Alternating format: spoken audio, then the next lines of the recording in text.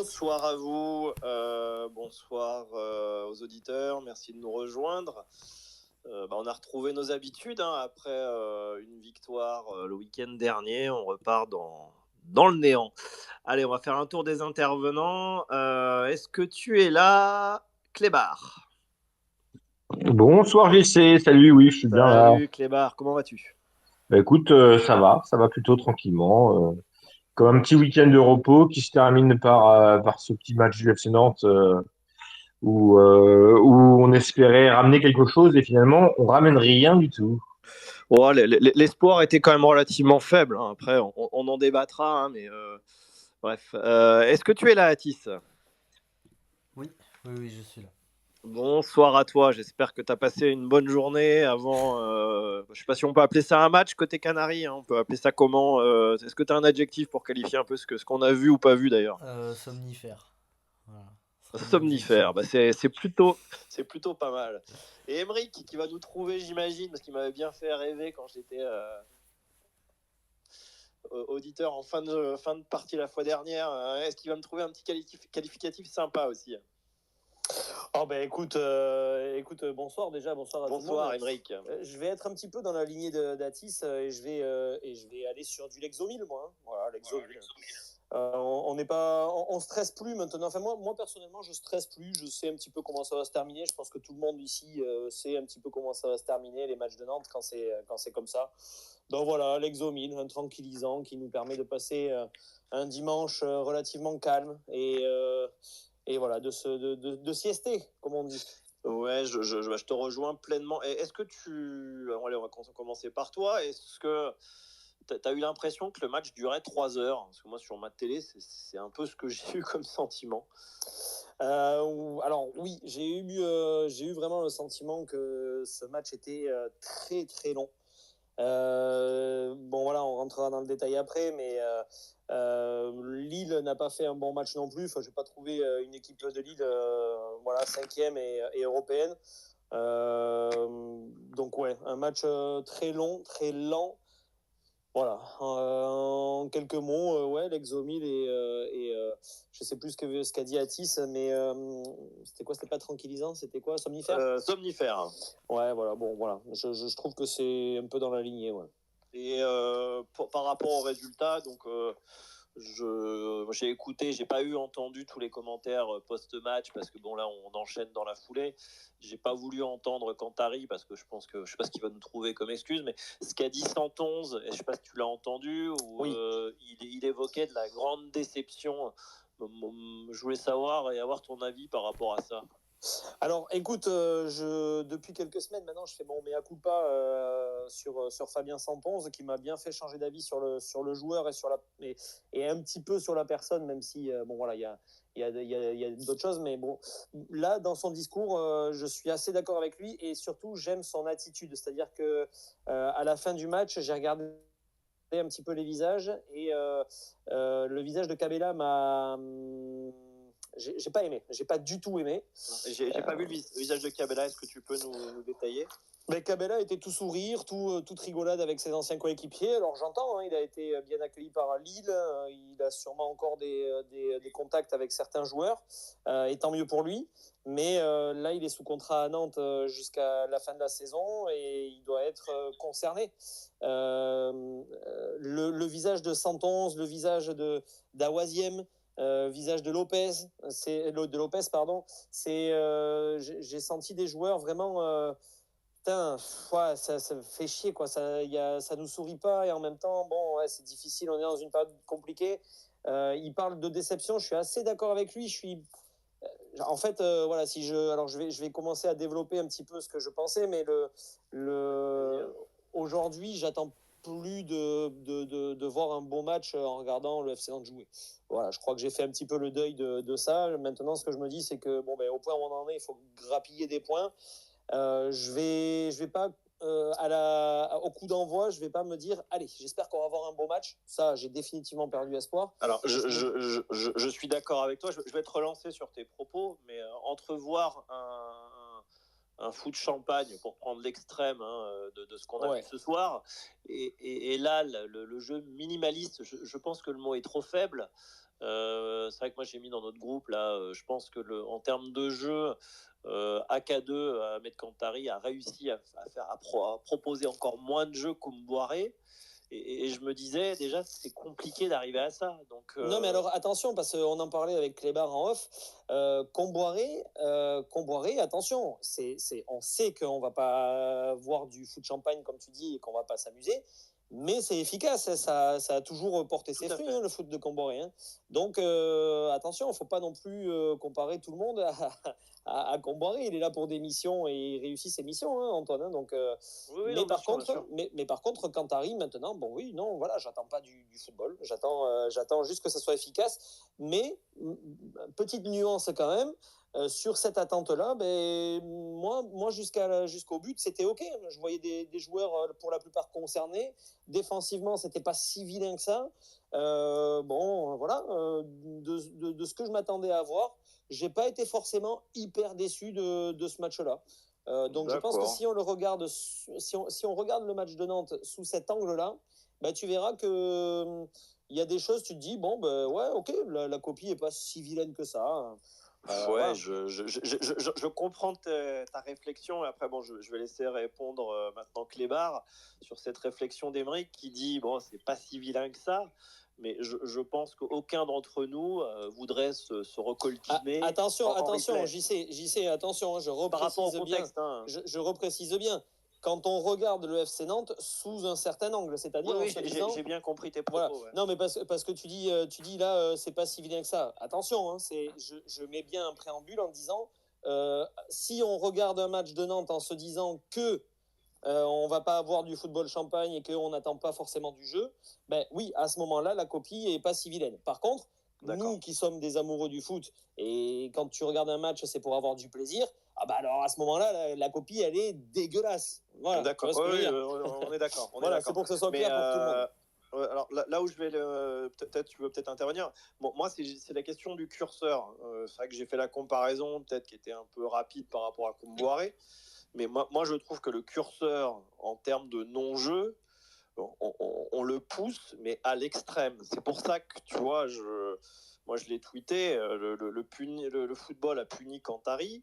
Avant de laisser pas la parole à Clébar, toi, est-ce que finalement le résultat est logique malgré une copie défensive plutôt propre? Comme te disait Aymeric, moi je suis plutôt OK. Effectivement, on sait bien qu'actuellement on ne va pas forcément voir un match champagne, un football champagne. Donc moi, quand j'allume ma télé pour regarder les matchs de FC Nantes, je sais bien on n'est pas là. On a un effectif on voit bien qu'il y a du mal à enchaîner les passes, qui est émotionnellement atteint. Tu sens qu'il va falloir regrimper un petit peu la petite dose confiance. On a un effectif aussi qui est ce qui est, parce qu'il faut partir de ce principe-là aussi. Je pense que maintenant, en tout cas dans mon esprit, c'est acté que l'effectif il n'est pas violent, qu'on a raté notre recrutement cet été. Donc dans ce contexte-là, où tu dis que l'équipe doit reprendre confiance, moi footballistiquement, j'ai trouvé que ce match était plutôt intéressant à suivre parce que ça coulissait bien. Tu voyais des petits trucs de la suite de la semaine dernière qui se remettaient en place. Et ça, pour ce côté-là, je trouve que c'était plutôt footballistiquement quand tu dis intéressant. Mais par contre... Quand tu parles footballistiquement, tu parles surtout de connotation, abnégation, ce genre de choses? Ouais, de la manière. Tu sais, je sais pas si tu te souviens, mais Pierre Aristide, quand il est venu au Space, il disait que maintenant, lui, dans le plaisir du sport, il prenait plaisir à regarder aussi les sports collectifs et à essayer de voir comment les joueurs coulissaient ensemble. Tu vois? Et tu te décroches un petit peu de ta posture de supporter et puis tu cherches à t'intéresser un peu plus à la technique et à la stratégie de l'équipe. Et sur ce truc-là, Nantes, ils l'ont dit, les commentaires, a fait vraiment un bon match. Par contre, ce qui est sûr, c'est que offensivement, on n'a pas su être source de proposition. J'ai pas vibré en disant waouh super, on a multiplié les occasions pour pouvoir marquer. Mais défensivement, ils ont respecté les consignes du coach et ils l'ont plutôt bien fait. Donc ouais, c'était après voilà. Ok. Très déçu de la défaite. Atis, toi, ton avis par rapport à ce qui vient d'être dit sur ce plan de jeu, a priori, qui a plutôt été bien respecté par les joueurs. Enfin, moi j'appellerais pas ça un plan de jeu, c'est plus un plan de défense, en l'occurrence. Ton sentiment? Mais la défense est un jeu, j'y sais. Oui, ouais, mais bon, enfin, comme disait Emeric aussi, en tant que puriste, je maintiens ce que j'ai dit tout à l'heure. Je pense qu'aucun d'entre nous voudrait se retaper un replay de ce match sous peine de s'endormir. Ah non, mais on est d'accord. Non, mais strictement- pour faire un petit parallèle, mais une saison avec Ranieri, moi je prends. Et c'est pas les plus beaux matchs de foot que j'ai vus en termes de jeu. Sur les dernières années, ça fait même partie des pires, je pense. Hein. Ouais. Mais bougrement efficace et tactiquement, c'est le meilleur football que j'ai vu au FC Nantes depuis, je pense que je suis jeune et donc les années d'Enoex. Oui, mais avec quand même une ressortie de balle existante, on va dire. Atis, ton avis? Comment dire? Mince, moi j'étais assez fier entre guillemets de l'équipe au niveau défensif parce que contrairement au début d'année avec une équipe qui, qui était peu concentrée, qui faisait énormément d'erreurs, là je les ai trouvés vraiment agressifs et comme l'a dit Fabien Santon à la fin du match, déjà il était abattu et ça veut dire beaucoup sur l'état d'esprit de l'équipe. Il était abattu, pour lui c'était vraiment cruel et puis pour moi aussi cette ouverture du score elle est cruelle parce que même si Nantes n'a rien proposé du match pratiquement, Lille avant la 55e minute, avant les changements, c'était inexistant aussi. Donc c'est pour ça la première mi-temps elle était horrible à regarder. Et après offensivement, bah, Nantes ça reste Nantes. Hein. S'il n'y a pas des contre son camp ou s'il n'y a pas des penalties, bah, c'est compliqué. Et après, on avait eu le débat la semaine dernière après le Havre entre est-ce qu'on veut du football champagne mais perdre des points ou alors avoir du non-jeu mais avoir des points. Bah, je l'avais dit, clairement, dans la situation dans laquelle est le FC Nantes, on peut que se réjouir d'avoir des points et j'étais content, entre guillemets, d'arracher ce match nul face à Lille parce que c'est pas donné à tout le monde quand même d'arracher un match nul face à une équipe lilloise en plus. Même si elle était fatiguée, elle poursuit son chemin en Coupe d'Europe. Donc voilà, puis ouais, les gars, Mais justement, sur Lille, tu as dit qu'ils avaient commencé à jouer à la 55e. Tu les Ouais. as trouvés comment? Emeric a déjà un peu abordé le sujet en disant que pour un top 5 de Ligue 1, c'était quand même très léger. Mm. Moi, je vais te laisser commenter mon propos. Moi, j'ai l'impression qu'ils ont joué en chasuble, comme à l'entraînement, au petit trot, en espérant qu'une boulette et un mauvais marquage ou un coup du sort comme ils ont eu. Bon, moi, j'ai trouvé un Lille plutôt faiblard. Encore une fois, bon, c'était déjà dit, hein, mais Ah non, non, mais oui, totalement. Dans tous les cas, Lille était loin de son grand niveau, entre guillemets. Mais après, il y a aussi un match jeudi dernier qui les a mentalement et physiquement épuisés parce ils doivent revenir à un partout, puis après mettre le but dans les prolongations en plus. Et puis c'est surtout que bah, avec toute la débauche d'énergie des Canaries, bah, au bout d'un moment, forcément, les espaces ils se sont créés. Et après, on peut pas enlever à Cantari de faire du Cantari. Donc quand dans les derniers instants, pardon, t'es à la limite d'arracher le match nul face à c'est Lille, recroquevillé, ouais. forcément tu vas reculer et ça s'est vu. Et puis forcément, après, moi ce que je trouve pas normal, c'est que sur un corner, t'es 10 dans la surface. Thomas Meunier, il est tout seul, il arrive à garder le ballon dans les pieds comme s'il jouait contre des U12. Ça m'a vraiment énervé. Et en plus, en sachant que juste avant, t'as la balle de match pratiquement. Et je pense que je vais revenir sur cette action parce que elle est ridicule. Elle est ridicule. Mais Bah, ouais. elle ressemble un peu à l'action de Marseille. Mm. Sur la prestation de Lille, Emeric, tu avais déjà un peu donné ton point de vue. On se le répète régulièrement. Mais est-ce que justement par rapport à un Lille affaibli, fatigué psychologiquement et physiquement, il n'aurait pas fallu, ne serait-ce qu'au moins essayer de jouer, puisque les seules passes vers l'avant que nous avons fait, ce sont des dégagements en fait. Je pense que ça aurait été très risqué dans le sens où Lille, après, même s'ils sont fatigués, etc., c'est pas une équipe de peintres non plus. Hein. C'est quand même Lille à domicile. De toute façon, c'est simple. Quand ils ont ouvert le score, ils ont jamais concédé le nul. Jamais. Cette saison, ça n'est jamais arrivé. Donc, ça veut dire aussi quelque chose. C'est que c'est quand même une équipe qui reste ultra solide. Donc, ça veut dire que si tu pars à l'abordage et que tu en prends un dans les 20 premières minutes, Bon, ben, ça paraît très compliqué puisque aucune autre équipe de Ligue 1 a réussi à égaliser. Donc, si tu en prends un dans le premier quart d'heure, c'est pas nous, le FC Nantes actuellement, qui allons égaliser. Enfin, en tout cas, ça paraît très compliqué. Donc, non, je pense que le plan de Cantari était plutôt OK. Même, je vous l'ai dit, moi, quand je vois Ablin sur le banc, ben, je me dis, bon, ben, pourquoi pas? Pourquoi pas? Effectivement, ça marche la semaine dernière. Il retente, ça peut piquer un petit peu Ablin en lui disant, la semaine dernière, tu n'étais pas disponible, donc tu jouais pas, OK. Mais là, cette semaine, c'est un choix. Ça a bien fonctionné la semaine dernière, donc là, tu vas te reposer, tu vas être un peu sur le banc. Voilà.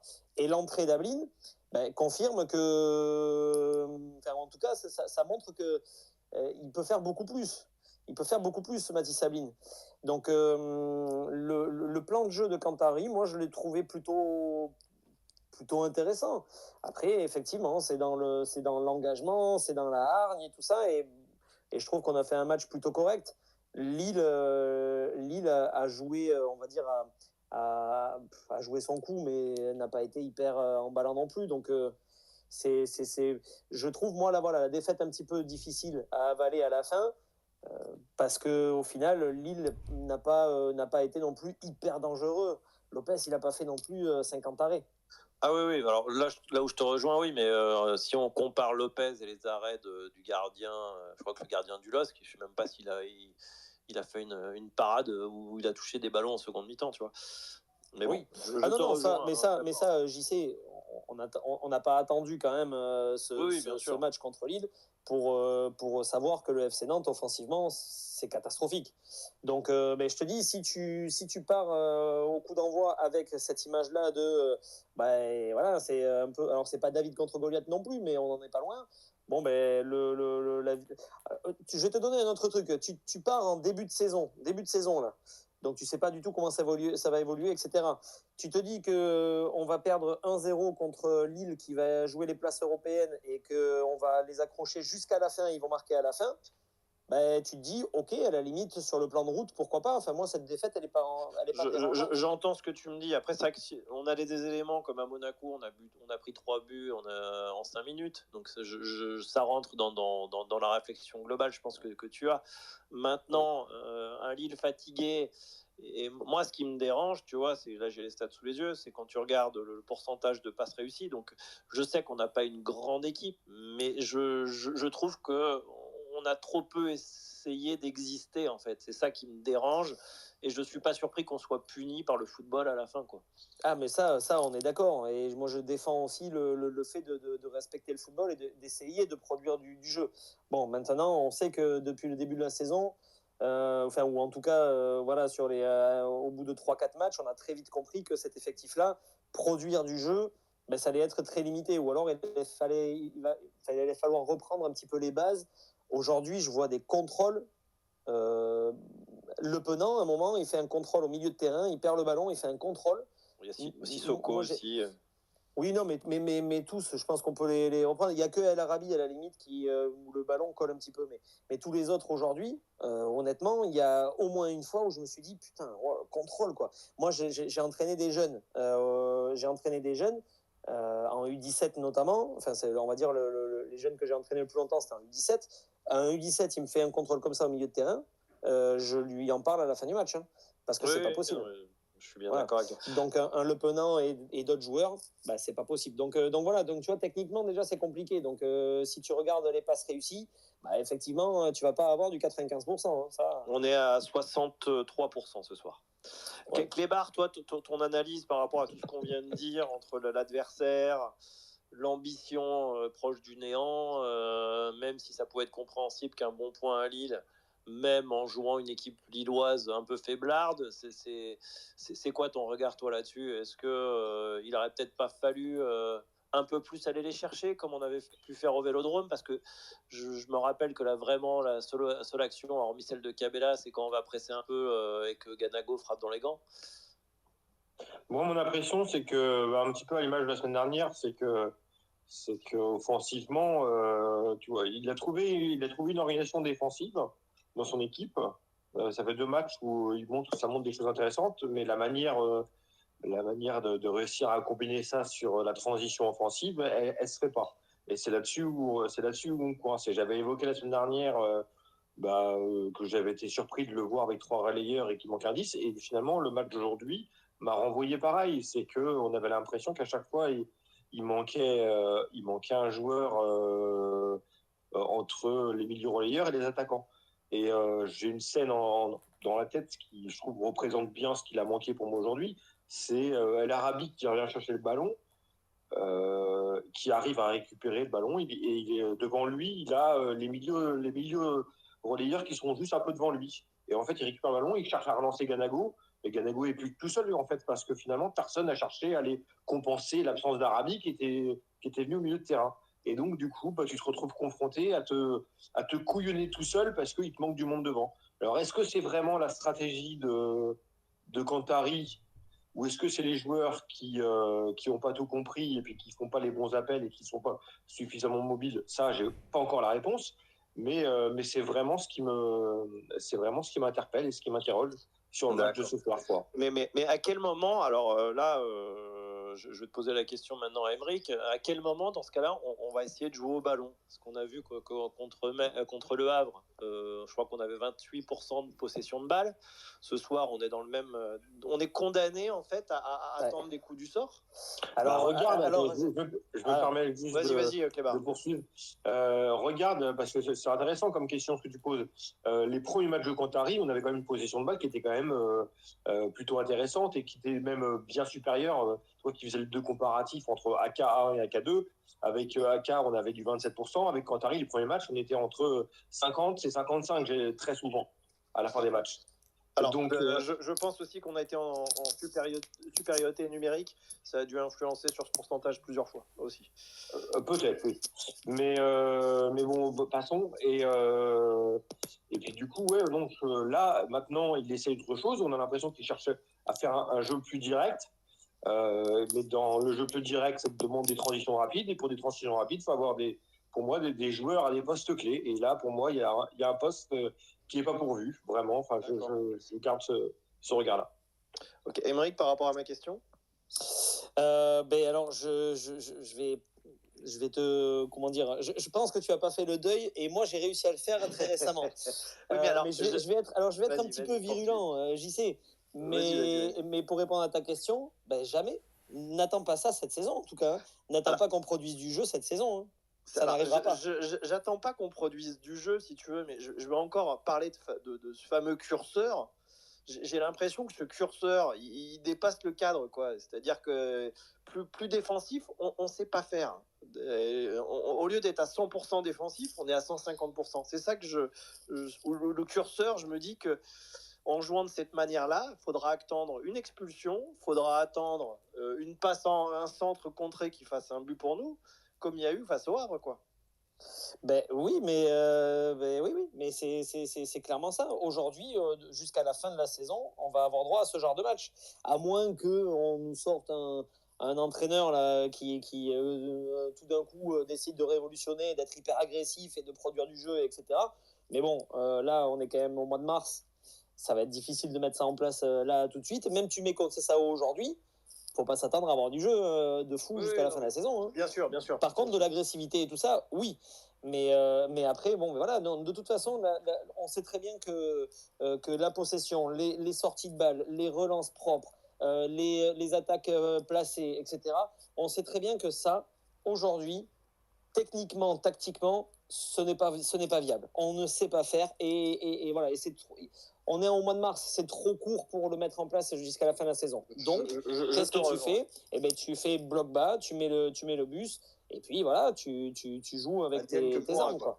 Ouais, c'est un peu ça. C'est un peu du Las Vegas, quoi. Tu mets tes jetons sur rouge ou noir, ou même tu vas à la roulette, encore pire, parce que t'as encore moins de chance, et t'attends de voir ce qui se passe. Toi Atis, ton mot là-dessus, puis après on enchaînera par les tops et les flops. Non, c'est vrai que. En fait, bizarrement, je savais en lançant le match que j'allais pas passer un beau moment. C'est bizarre, c'est comme ça.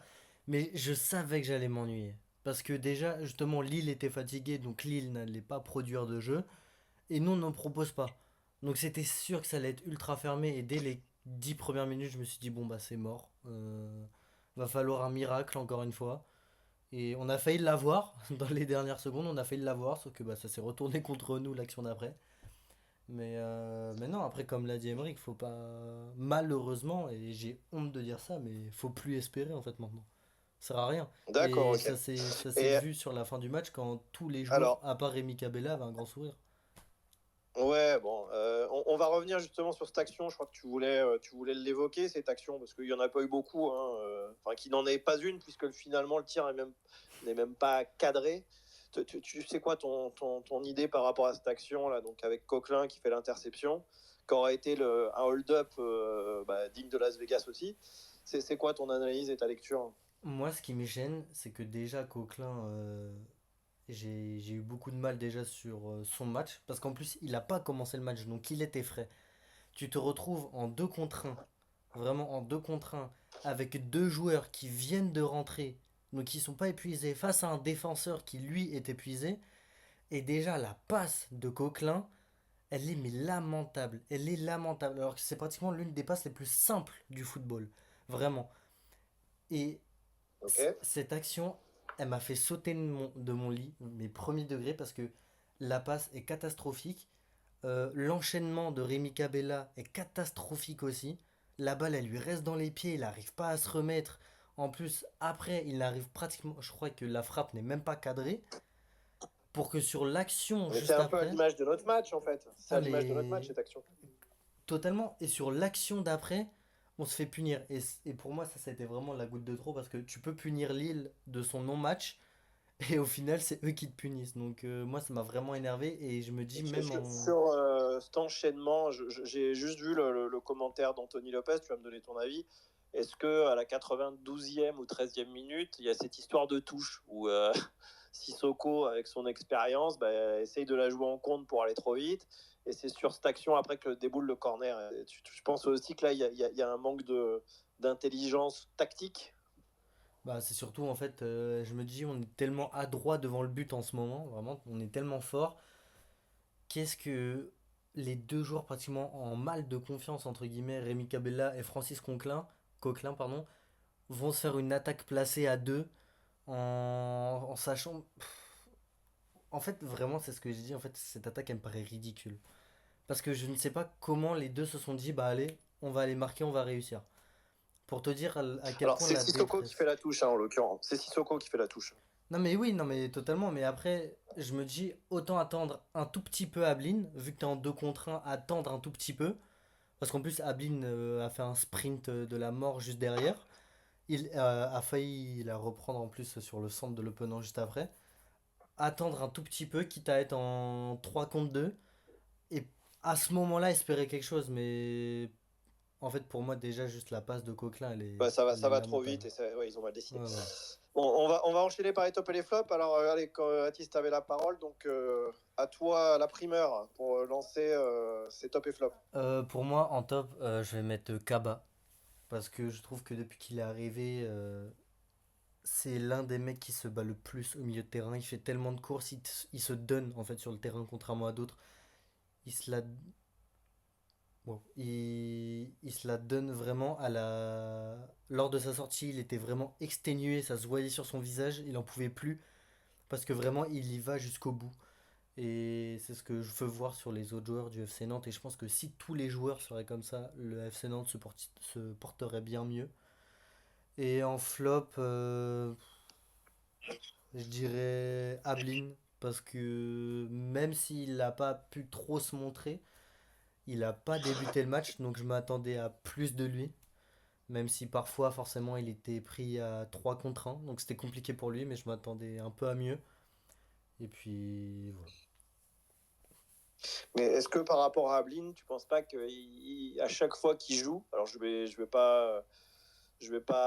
généraliser, hein, je parle pas que spécialement de son entrée, il essaye de prendre la cape de sauveur Ah oui, en oubliant parfois un peu le collectif. ah Est-ce oui, que cette cape est pas trop lourde à porter pour lui? totalement. On en a vite fait évoqué sa première frappe. Je comprends pas la frappe. Tu commences ta course au milieu de terrain, tu te retrouves devant la surface, t'as l'opponent qui est à droite qui est tout seul, qui peut l'avoir, qui est bien positionné et tout. Parce qu'en plus, même si lui, il a fait une course plus grande, il était tout seul.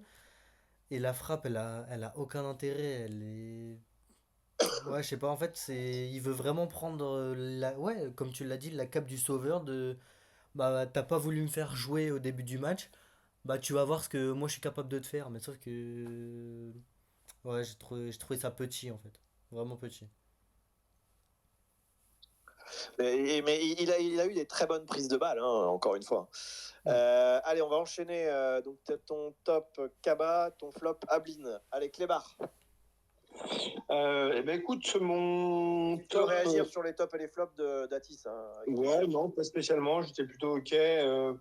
En top, j'ai choisi Youssouf parce qu'il me plaît de. Bah, il confirme en tout cas, il me plaît vraiment pour un joueur qui arrivait de Physiquement Tunisie. Non, je Pas, dis plus pas, dedans. ouais. Non, parce que pour un joueur qui arrive du championnat tunisien, j'en entendais pas grand-chose. Et je trouve qu'il s'est adapté à la Ligue 1 plutôt rapidement et de manière intéressante. Et je trouve que c'est une vraie belle pioche. Et puis, il est jeune, donc on a le droit d'espérer aussi qu'il puisse progresser.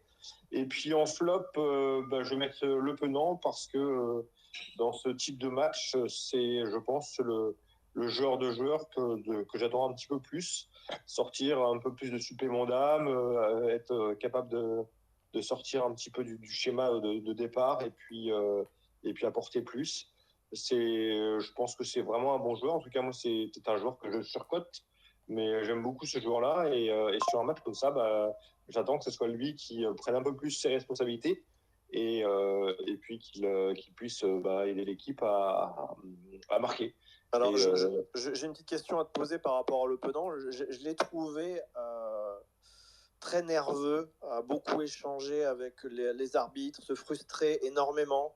Je crois que lui, malheureusement, il est atteint du syndrome qu'a l'équipe de peur au ventre, de frustration, de Ligue 2 potentielle. Est-ce que tu étais un peu sur la même ligne que moi? Ouais, je suis assez d'accord, mais je trouve que tous les joueurs hein, me renvoient ça. C'est aussi un peu pour ça que j'avais mon analyse tout à l'heure sur l'équipe et que alors, je vais pas redit le mot cette année, mais je vais le redire puisque c'est un peu ça que mais cet effectif et cette équipe, je la sens toujours malade. Tu sens que tu as l'impression qu'elle a besoin de passer par des étapes à chaque fois de chercher à se rassurer parce que comme tu le disais, ils jouent bas et moi je pense pas que ce soit la consigne précise de Qatari, mais tu as l'impression qu'ils ont le réflexe toujours de chercher à se rassurer en jouant bas et que c'était la semaine dernière où tu entends Qatari râler montez et puis tu vois les joueurs descendre, tu te dis mais non, c'est pas le coach. C'est un peu le caca culotte, hein, excuse-moi de l'expression. Ouais, non, mais c'est ça. Tu sens que la manière dont tu disais, vous parliez d'Ablin qui cherche à faire cette différence tout seul. On a une course, je sais pas si vous avez vu, on avait vu une course à un moment donné dans Ablin, là, l'un des seuls tirs qu'il a dû faire, où au milieu de sa course, le mec, limite, il s'arrête, vous regarderez le ralenti, c'est quand même incroyable. Le mec fait un petit moment d'arrêt et met les deux mains sur le côté, du genre, c'est pas de solution, quoi. Et ça J'ai vu Anto Lopez à chaque fois qu'il faisait une prise de balle essayer de relancer et malheureusement rien quoi. Ouais, tu sens que ouais, en fait, ils ont les consignes défensives, ça va, ils cherchent mais offensivement, il y a pas la petite créativité et c'est vraiment ce qui manque. Ok. Émeric, même question. Est-ce que tu as déjà des commentaires sur les tops et flops des collègues? Est-ce que tu es en phase, pas en phase? Et puis après, tu me donneras les tiens. Eh bien, écoute, j'avais exactement le même top et flop que Clébar. Donc, je vais changer un petit peu mon fusil d'épaule. Mais sinon, pour les mêmes raisons, j'avais les mêmes top et flop. Je vais mettre en top. Allez, je vais mettre Santon, tu vois, voilà. Je vais le mettre. Ok. Latéral droit. Voilà, il y a quand même, c'est le jour et la nuit avec ce qu'on a pu avoir juste avant, donc avec Amiens, qui est un garçon que j'aime bien. Hein. Amiens, honnêtement, humainement, c'est quelqu'un que je trouve vraiment génial. Mais bon, voilà, quand 111 est là, tu sens qu'il y a du ballon, une qualité un petit peu supérieure, quoi. Voilà, donc 111 en top. En flop, je vais en mettre deux. Je vais mettre un binôme parce que voilà, pas pour les mêmes. Émeric. Je vais mettre les deux, comme ça sera réglé. Je vais mettre Cabella et Ganago, pas pour les mêmes raisons. D'accord. Cabella parce que l'apport de Cabella, en fait, il est vraiment pas terrible, quoi. Voire pas du tout, il est existant, en fait, quoi. Il est inexistant. Il est remplaçant depuis 2 matchs et honnêtement, quand il rentre, ça n'apporte rien, alors qu'on en attend beaucoup. C'est un peu normalement le Anthony Lopez dans le jeu, quoi. C'est-à-dire que techniquement, normalement, c'est celui qui est au-dessus. Et puis, autant Lopez a énormément apporté, fut un temps. Maintenant, depuis quelques semaines, c'est un peu plus difficile, mais au moins humainement, il apporte toujours beaucoup. Sur le terrain, Cabella, il apporte rien. Dans le vestiaire, il apporte rien. Bon, du coup, je le mets en flop. Et Ganago, parce que El Arabi, tu vois qu'il est très limité physiquement, qu'il traîne la patte, qu'il n'a pas une grande accélération, mais il se bat. Techniquement, c'est quand même pas si dégueulasse que ça. Il y a des déviations du jeu dos au but. C'est pas si mal que ça. Rien de flamboyant, mais c'est pas dégueu. Ganago, voilà, je sais pas me positionner sur ce joueur, pareil. Ouais, c'est un joueur que pareil, humainement, c'est quelqu'un que j'aime bien, hein, mais bon, voilà, lui ou un autre, bon, voilà, quoi. Blanc bonnet blanc, quoi. C'est lui ou un autre. Bon, voilà. Donc aucune plus-value, donc je le mets aussi en flop. Ok. Bah, moi, je vais enchaîner. Donc, moi, je trouve tes flops logiques. Cabella, c'est sûr que on a un système de jeu qui ne le met pas en valeur. Je crois qu'on en avait déjà parlé, mais ça se confirme. Moi, mon top, il a fait partie de longtemps des flops de la première partie de saison parce qu'il n'était pas, à mon sens, au bon poste. C'est Nicolas Kozza. Même si parfois, il faudrait qu'il progresse. Parfois, on offre des corners, alors que si on essayait de couper le ballon de manière peut-être un peu plus intelligente, on gagnerait plus des touches. Enfin, on gagnait en façon de parler. Voilà, donc Kozza qui est sur une bonne dynamique sur ce poste de troisième central gauche. Je vais faire comme toi, j'ai un double flop, moi. Je vais tacler fortement Cantari. Alors, on a souligné effectivement le plan de jeu qui était pourquoi pas cohérent, mais quand tu proposes si peu, je trouve que c'est normal que tu te fasses punir malgré la débauche d'énergie. Et ça, c'est sa stratégie, et ça, j'adhère pas du tout à ça. Et mon deuxième flop, c'est Sissoko, que j'ai trouvé, je te laisserai réagir, Émeric. Sissoko, qui n'a pas joué longtemps, mais qui est apathique sur le but qu'on prend, qui est fautif sur la touche où on joue un joueur de son expérience, c'est pas normal. Et Sissoko, encore une fois, parce que j'ai trouvé pâteau, je l'ai trouvé pas bon dans tout ce qu'il a fait, en fait, même s'il a joué 10 minutes. Émeric. Ouais, c'était pour aussi réagir. Il y a un commentaire de Bloody que je salue, Bloody qui faisait partie de la toute première équipe du Space. Donc, tu sais, hein, Bloody, tu sais, si jamais tu veux revenir de temps en temps, c'est avec un grand plaisir. Et dans les commentaires, il dit, et je suis complètement d'accord, il faut parler aussi du coaching. Là, ce soir, sur les 5 changements qui ont été faits par Cantari, il n'y a aucune plus-value. Sissoko qui rentre à la place de Kaba, c'est pas bon. Cabella rentrée Kata. Mathis Ablin rentrée pas folle. Bon voilà, Coquelin, Tabibou. Tabibou fait une rentrée plutôt correcte, je trouve. Coquelin, à la limite, ok. Mais bon, voilà, il n'y a aucune amélioration et on prend un but. Donc, bon, ben voilà, le coaching est pas payant et pas payé. Oui, donc tu souscris un peu à mon flop. Oui, après voilà, certains vont dire que je suis un peu trop sévère avec Cantari, donc maintenant je mesure un petit peu mes propos et je dis même du bien. Et je dis même du bien, c'est-à-dire que tu en as dit tout à l'heure. Voilà, je prends le football de Cantari pour ce qu'il est. Et sur ça, la copie, encore une fois, je la trouve plutôt correcte sur ce qu'on peut attendre du football proposé par cet effectif-là. On n'attend vraiment pas grand-chose. Et non, hein. Mais bon, après, je vais pas demander, encore une fois, je vais pas demander à Cantari de faire du Guardiola ou de faire du Luis Enrique. Sinon, il serait pas à Nantes avec Cantari. Et ouais. Alors maintenant, messieurs, je vais vous convoquer là dans le bureau directoire du FC Nantes. Vous allez prendre la place de Franck et de Valdemar, même si ça vous c'est bon, je suis prêt. Ça vous fait pas plaisir. Je sais que vous êtes des fervents admirateurs de Football Manager. Ouais. Messieurs, on est lundi matin à la Jonelière. on rentre. Franck est reparti à Londres. Valdemar est à Paris, mais exceptionnellement, il y a une visioconférence. 7 matchs, 7 défaites sur 9 matchs. Que fait-on avec Ahmed? Allez, on va commencer par Atis. Euh, on continue jusqu'au bout, foutu pour foutu. Maintenant, ça sert à rien. En fait, les joueurs, mentalement, ça doit leur peser aussi au bout d'un moment sur le crâne de virer des mecs, de les faire revenir, de faire venir des mecs, soit d'en faire revenir ou de les faire venir pour changer toute la tactique. Et donc, du coup, en changeant la tactique, il y a des joueurs qui sont venus cet hiver ou qui sont partis. Enfin, ça résume en rien du tout. Donc je me dis foutu pour foutu. Jusqu'à la fin, faut le garder. Il met son plan de jeu, entre guillemets, jusqu'à la fin. Sur un malentendu, ça peut passer. Mais ça sert à rien de faire venir un entraîneur pour qu'il rechange toute la tactique. Que les joueurs mettent 3 4 5 matchs à comprendre la tactique, à l'assimiler. Enfin, c'est inutile. Voilà. Donc, je vais faire le rôle du papa. Franck, tu penses pas que c'est de l'amateurisme de garder ce coach? Non. Non, non, c'est bon. Au bout d'un D'accord, moment, ok. on a dit mission commando pour 6 mois, et bah la mission commando, tu vas la terminer jusqu'au bout. Et puis voilà, dans tous Bon. les cas, on peut pas être pire Donc, dans la la situation. team Franck, alors. Exactement. Clébar, à toi, que fais-tu lundi matin dans cette visioconférence?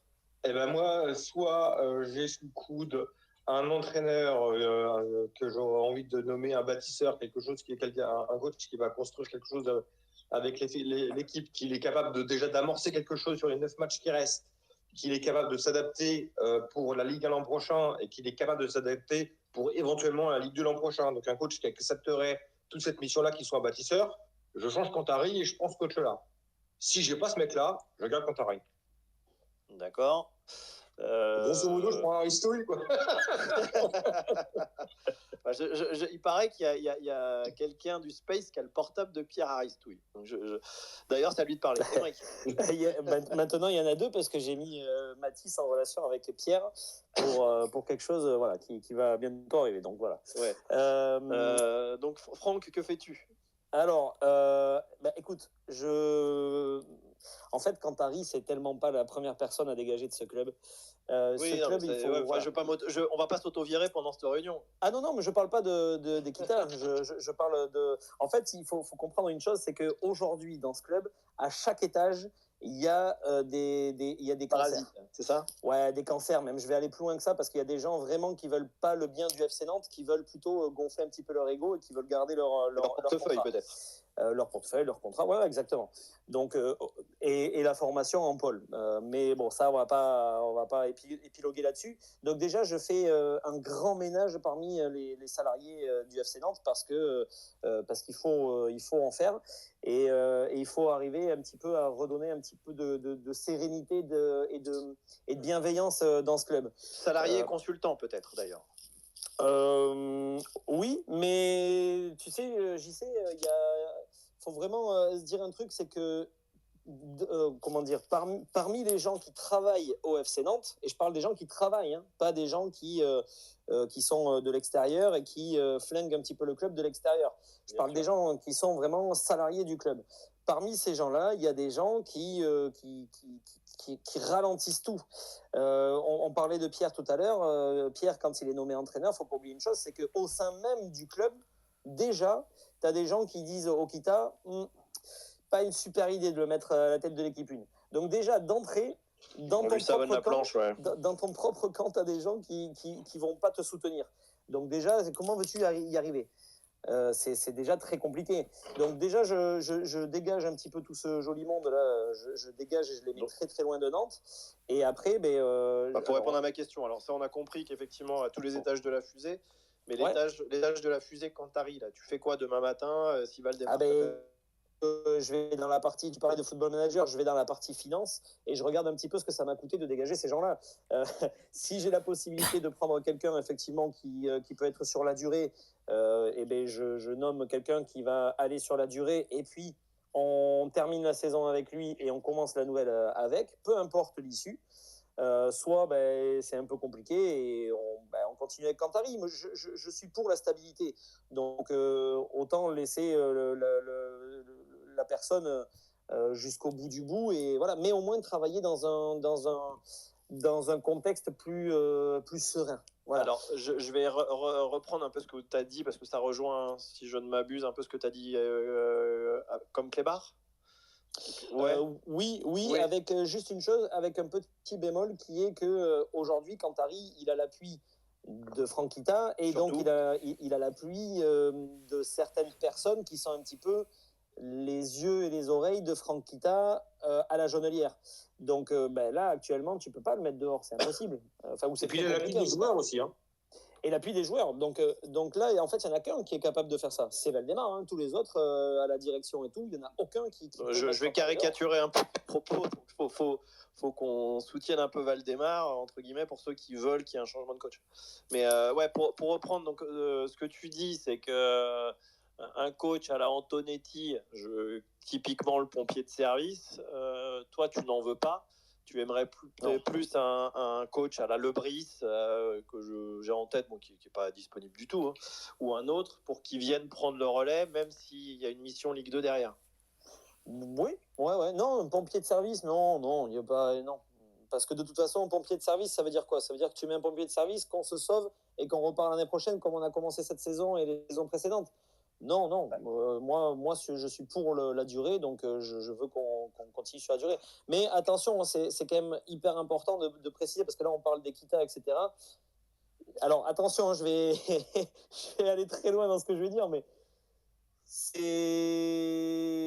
c'est peut-être pas les pires dans le club. Hein. C'est pas des gens bien et le jour où ils peuvent partir, c'est tant mieux.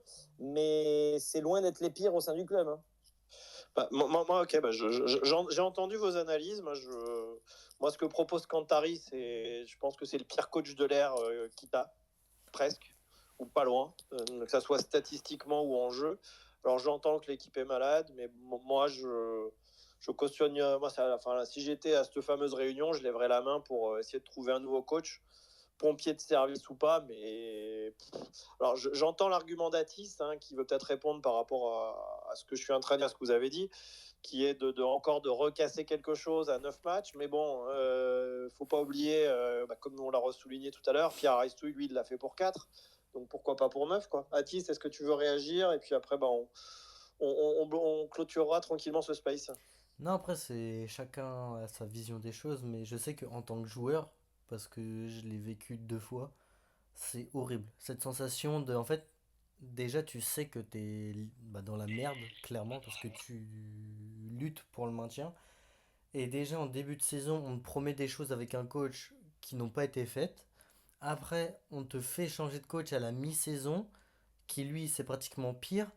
Et à quelques, comment dire, et à quelques semaines de la fin du championnat, alors que tu es encore dans la zone rouge, on veut encore changer de coach pour que ce coach-là amène quelque chose encore de nouveau. Donc mentalement pour les joueurs, ça doit être tellement compliqué. Puis en plus avec entre guillemets... Surtout pour les joueurs du FC Nantes. Ah mais totalement, c'est pour ça. Moi je me mets vraiment à la place des joueurs. Puis en plus derrière les supporters qui font grève, c'est mentalement. D'ailleurs, on va. Ouais, non, mais termine. Mentalement, tu peux pas jouer correctement avec tout ça. C'est impossible. De toute façon, après ce match-là, les joueurs, ils vont avoir conscience d'avoir fait un bon match. Moi, j'aurais du mal à l'entendre, mais je pense que le niveau de déception, encore une fois, doit être colossal ce soir. Et pour se relever de cette énième claque, ça va être encore compliqué quand tu sais que la Beaujoire va pas forcément t'accueillir à bras ouverts, qu'il peut se passer des choses dans la semaine. Moi, je pense qu'il peut se passer encore quelque chose dans la semaine, parce que Valdemar, qui était présent là-bas, il peut péter un boulon ce soir. En fait, bien sûr, tu as raison, il peut péter un boulon ce soir. Mais ça fait combien de temps qu'on n'a pas réussi à avoir un coach qui était capable de pouvoir avoir un impact sur l'effectif de quasiment en une semaine ou deux? Moi, les coachs qui ont pu faire ça à Nantes, là, comme ça, sur les années Kita, j'en vois 3. Derzakarian, Ayoudzik et Conceição. Voilà. C'est les 3 coach Ouais. qui, pour moi, tu vas, par rapport à ta question, tu vois, tu vas me chercher un Antonetti, j'en veux pas. Bon, je le connais peut-être pas suffisamment, mais est-ce qu'il peut avoir un impact sur un Zakarian? Je peux te dire oui, tu vois. Alors, je vais rebondir sur tes propos que je trouve très intéressants. Est-ce que si là j'ai le portable de Michel Derzakarian dans mon répertoire, est-ce que je l'appelle ou pas si je suis Kita? Ah, Zakarian, ouais. Ouais, Zakarian, ouais. Même question, Émeric? Non, je trouve que dans les entraîneurs libres actuellement, il y en a d'autres. D'accord. Et Atis, tu appelles Michel Derzakarian? Non, moi j'appelle personne. Non, je n'étais pas dans la team changer de coach, hein, mais bon, je te posais quand même la question, vu que c'est un ancien du club qui, comme disait justement Clébar, a réussi à impacter à un moment donné, quoi. Ouais, mais là, je pense.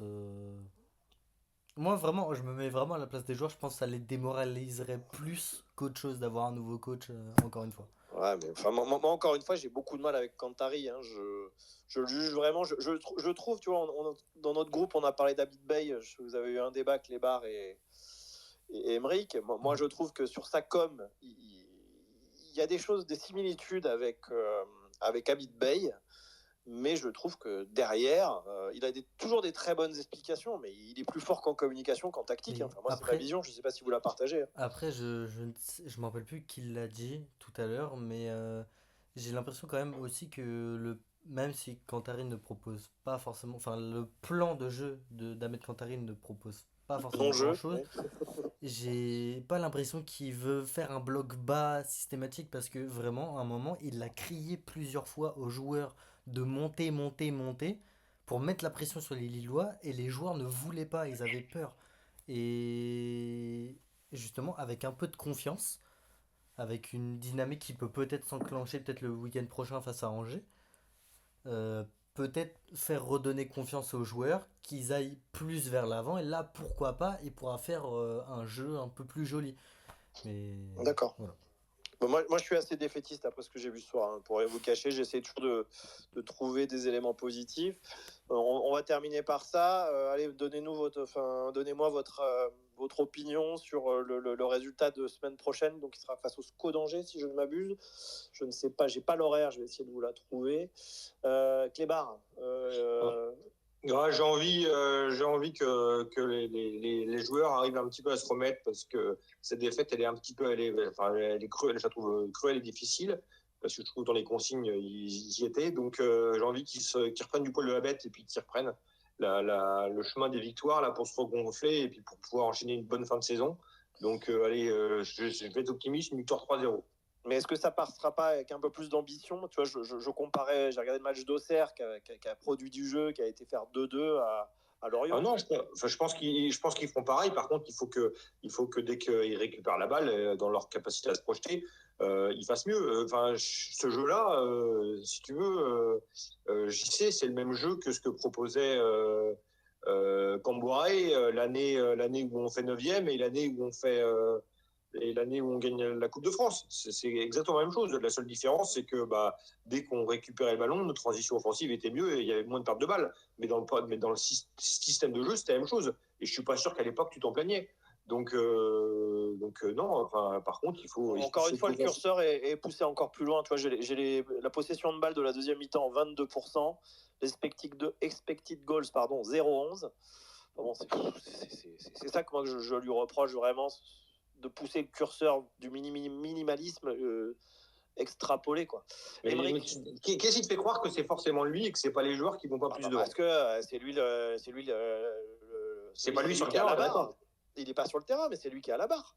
Si tu veux faire plus de jeux, tu mets du. Alors qu'on aime ou qu'on n'aime pas son entrée, qui n'a pas été bonne ce soir, tu mets du Cabella, tu mets Tabibo en 10.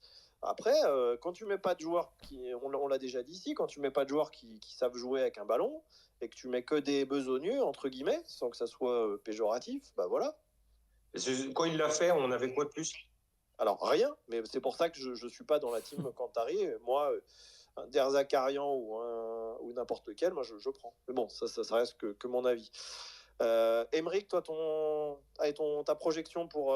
donc, c'est samedi soir hein, que Nantes joue contre Angers. 17h. Je suis assez, enfin comment dire, je pense qu'on a la possibilité de gagner parce que c'est plus, on va dire, notre championnat. Après, encore une fois, hein, ça va se jouer sur des détails. On va pas gagner avec la manière. Alors, je ferai mon mea culpa en direct lors du prochain Space à Clébar si on gagne 3-0, mais je le trouve très optimiste. Beaucoup trop même. Je pense pas qu'on gagnera avec la manière 3-0. Je pense que ça va être un match. Voilà, encore une fois, ça va se jouer sur un petit but. Ouais. Ouais, allez, je vais dire 2-1. 2-1 avec. Pour nous ouais, 2-1 pour nous avec un penalty aussi pour nous. Bon, bah, je bois vos paroles à l'un et l'autre. Atis, pour conclure. Allez, je me mouille, je me dis victoire 3-1.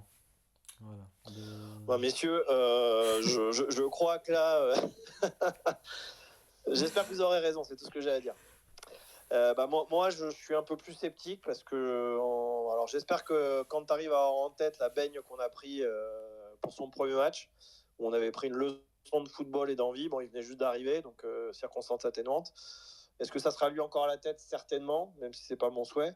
Ouais, moi, je nous voudrais peut-être gagner, mais comme dit Emeric, sur un truc, un coup du sort, mais pas encore une fois un grand match des Canaries avec des 3 buts. Je crois qu'on n'a pas marqué 3 buts depuis le début de saison. Je sais pas si vous avez les stats, les gars. Je crois pas. Hein. Non, j'ai pas les stats. Non, pas cette année. Non. Ouais, bah voilà. Ouais.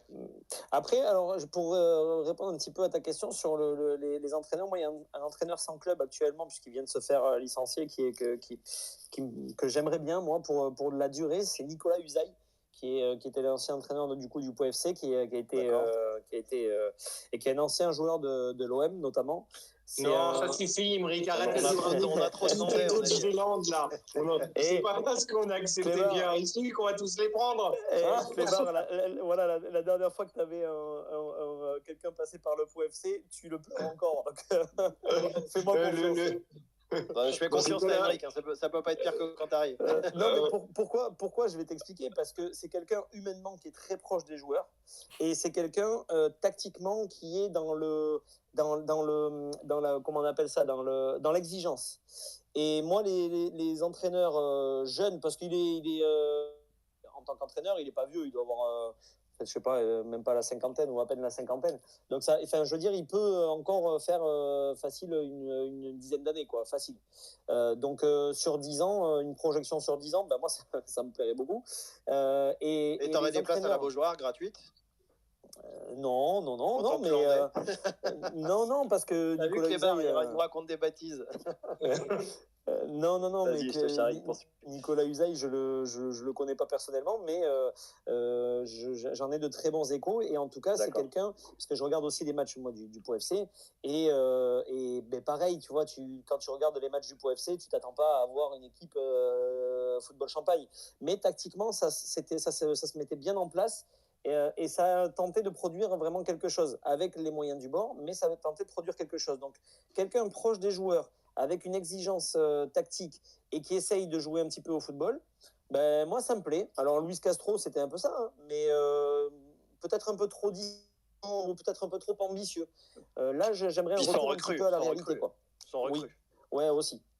Ok, bon bah on va rester sur cette petite lumière au fond du couloir ou du tunnel. C'est plus un tunnel d'ailleurs, hein, c'est un très très très très long tunnel que l'on voit pour suivre vos pronos. Je mettrai une petite pièce, les gars. Je vous fais confiance hein, sur la victoire du FC Nantes. Je vais pas mettre le score, mais bon, la cote sera déjà belle si on gagne.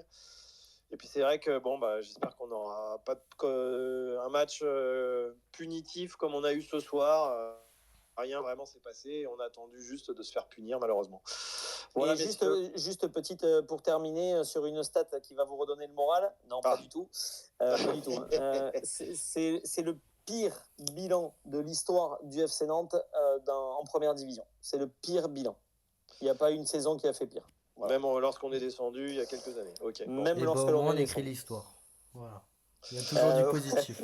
C'est pour ça que tu vois, là, je retombe sur Cantari, hein, mais il amène son menhir dans pas le petit caillou, son menhir aussi.